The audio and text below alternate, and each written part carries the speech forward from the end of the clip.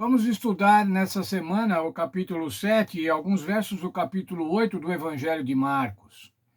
Vamos ver como Jesus se comportava, como Jesus se comportou diante das tradições religiosas daquela época. Os hebreus tinham uma preocupação muito grande com as purificações cerimoniais, o que era puro, o que era impuro, o que tornava impuro, quais ações que tornavam impuro alguma pessoa e quais eram os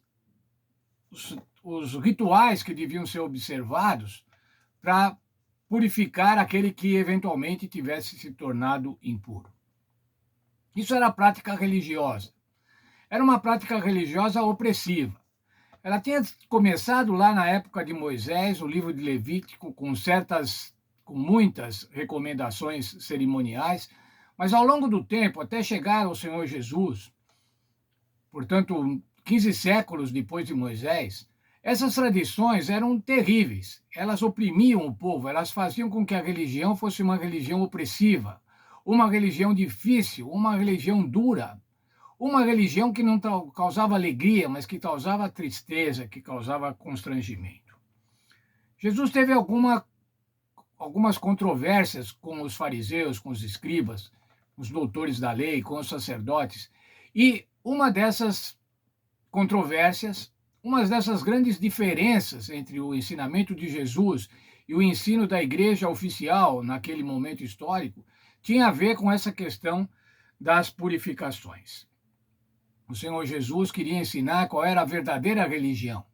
E para ensinar qual a verdadeira religião, ele citou Isaías 29:13.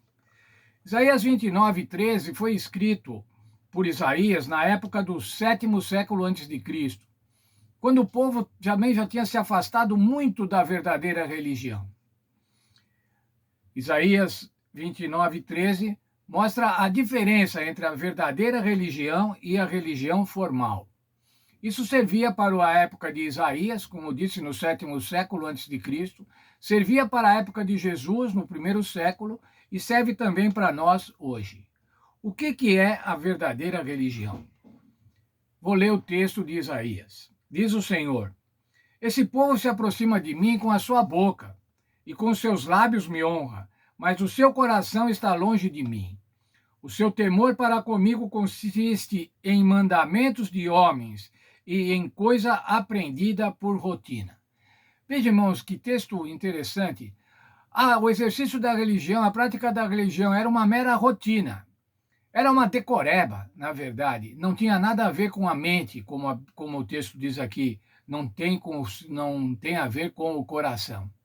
Essa era a religião à época de Jesus.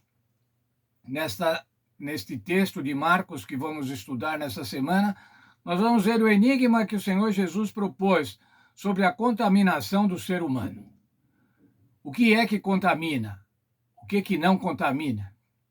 Vamos ver também a cura da filha de uma mulher grega, uma mulher cirofenícia, uma estrangeira. E vamos ver a fé insistente dessa mulher. Vamos ver também qual o efeito dos milagres. Qual era o efeito dos milagres quando Jesus os praticava? Quais são os efeitos dos milagres hoje? Eles podem ser aceitos e alimentar a fé, ou eles podem ser desprezados e esquecidos. Vamos ver ainda o Senhor Jesus falando com o pão como símbolo das tradições e ensinos humanos, e nesse aspecto, falando sobre o fermento dos fariseus, que é aquele componente do pão que era dos fariseus, que era a obra dos fariseus. O título da nossa lição é De Dentro para Fora. Vamos ver o que ele significa. Qual o significado deste título, De Dentro para Fora. E assim nós vemos o verso para memorizar nessa semana. Marcos 7:15.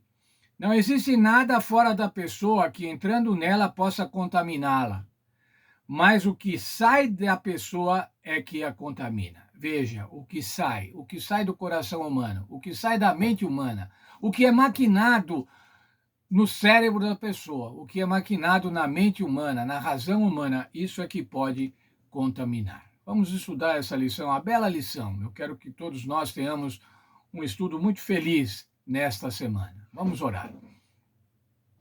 Obrigado, bom Deus, pela vida, pela saúde, por mais este texto que vamos estudar nessa semana. Mais um pedacinho da sua Santa Bíblia, que vamos estudar para alimentar o nosso espírito, para alimentar a nossa fé, para alimentar a nossa razão religiosa, a razão de ser da nossa religião. Nos abençoe, portanto, nesse sentido. Dê a cada um de nós uma semana feliz, junto com os nossos familiares, nossos amigos. É o que peço em nome do Senhor Jesus. Amém. Então, muito bem, um bom estudo para todos. Eu quero muito, a cada dia, mandar para os irmãos um novo vídeo, um vídeo do estudo diário da lição. E quero pedir a vocês, simplesmente não vejam o vídeo, ou ouçam o vídeo, mas peguem a sua Bíblia, abra a sua Bíblia, procure as passagens bíblicas, anote na lição da Escola Sabatina e leve a lição da Escola Sabatina nas classes no próximo sábado para participar ativamente, assim aprendendo e ajudando outros também a aprender o texto bíblico da lição da Escola Sabatina desta semana. Feliz semana para todos.